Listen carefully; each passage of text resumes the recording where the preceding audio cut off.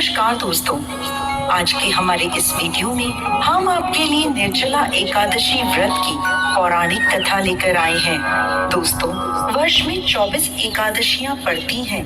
इनका अलग अलग नाम और अलग अलग महत्व होता है। सभी एकादशियों की अलग अलग कथाएं भी हैं, जिनमें भगवान की महिमा का बखान किया जाता है।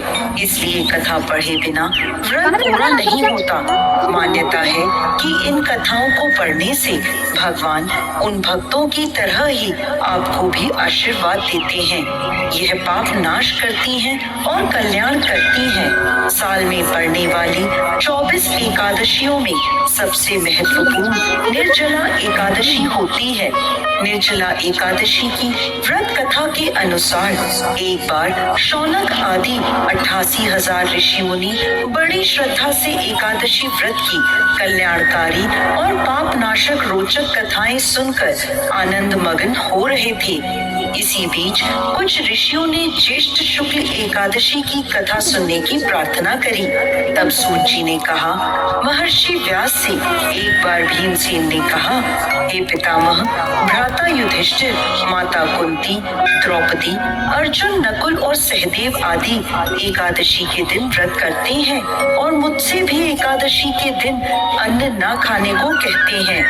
मैं उनसे कहता हूँ कि मैं भक्ति पूर्वक भगवान की पूजा कर सकता हूँ और दान कर सकता हूँ, लेकिन भूखा नहीं रह सकता। इस पर महर्षि व्यास बोले, हे भीमसेन, वो सही कहते हैं। शास्त्रों में कहा गया है कि एकादशी के दिन अन्न नहीं खाना चाहिए। यदि तुम नर्क को बुरा और स्वर्ग को अच्छा समझते हो तो प्रत्येक माह की दोनों एकादशियों को अन्न ना खाया करो। महर्षि व्यास की बात सुन भीमसेन आगे बोले, हे पितामह, मैं आपसे पहले ही कह चुका हूँ कि मैं एक दिन तो क्या, एक समय भी भोजन के बिना नहीं रह सकता। फिर मेरे लिए पूरे दिन का उपवास करना क्या संभव है? मेरे पेट में अग्नि का वास है, जो ज्यादा अन्न खाने पर ही शांत होती है। यदि मैं प्रयत्न करूं तो वर्ष में एक एकादशी का व्रत अवश्य कर सकता हूं। अतः आप मुझे कोई एक ऐसा व्रत बताइए जिसके करने से मुझे स्वर्ग की प्राप्ति हो सके। भीमसेन की बात सुन व्यास जी ने कहा, हे पुत्र, बड़े बड़े ऋषि और महर्षियों ने बहुत से शास्त्र आदि बनाए हैं। यदि कलयुग में मनुष्य उनका आचरण करे तो अवश्य ही मुक्ति को प्राप्त होगा। उनमें धन बहुत कम खर्च होता है। उनमें से जो पुराणों का सार है वह यह है कि मनुष्य को दोनों पक्षों की एकादशी का व्रत करना चाहिए। इससे उन्हें स्वर्ग की प्राप्ति होती है। महर्षि व्यास ने कहा, हे वायुपुत्र, वृषभ संक्रांति और मिथुन संक्रांति के बीच ज्येष्ठ माह के शुक्ल पक्ष की एकादशी आती है। उस दिन निर्जला व्रत करना चाहिए।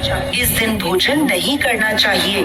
भोजन करने से व्रत नष्ट हो जाता है। सूर्य उदय से सूर्यास्त तक यदि मनुष्य जलपान न करे तो उसे 12 एकादशियों के फल की प्राप्ति होती है।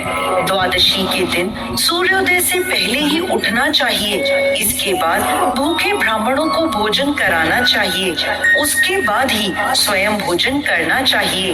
हे भीमसेन, स्वयं भगवान ने मुझसे कहा था कि इस एकादशी का पुण्य सभी तीर्थों और दानों के बराबर है। एक दिन निर्जला रहने से मनुष्य पापों से मुक्त हो जाता है। जो मनुष्य निर्जला एकादशी का व्रत करते हैं उन्हें मृत्यु के समय भयानक यमदूत नहीं दिखाई देते, बल्कि भगवान श्री हरि के दूत स्वर्ग से आकर उन्हें पुष्पक विमान पर बिठाकर स्वर्ग ले जाते हैं। संसार में सबसे उत्तम निर्जला एकादशी का व्रत है। अतः यत्न पूर्वक इस एकादशी का निर्जला व्रत करना चाहिए। इस दिन ओम नमो भगवते वासुदेवाय का उच्चारण करना चाहिए। गोदान करना चाहिए। निर्जला व्रत करने से पहले भगवान का पूजन करना चाहिए और उनसे उससे प्रार्थना करनी चाहिए कि प्रभु, आज मैं निर्जला व्रत करता हूँ, इसके दूसरे दिन भोजन करूँगा। मैं इस व्रत को श्रद्धा पूर्वक करूँगा, मेरे सब पाप नष्ट हो जाएं। इस दिन जल से भरा हुआ घड़ा वस्त्र आदि से ढककर स्वर्ण सहित किसी सुपात्र को दान करना चाहिए। इस व्रत के अंतराल में जो मनुष्य स्नान तप आदि करते हैं, उन्हें करोड़ों स्वर्ण दान का फल प्राप्त होता है। जो मनुष्य इस दिन यज्ञ आदि करते हैं, उनके फल का तो वर्णन भी नहीं किया जा सकता। इस निर्जला एकादशी के व्रत के पुण्य से मनुष्य विष्णु लोक को जाता है।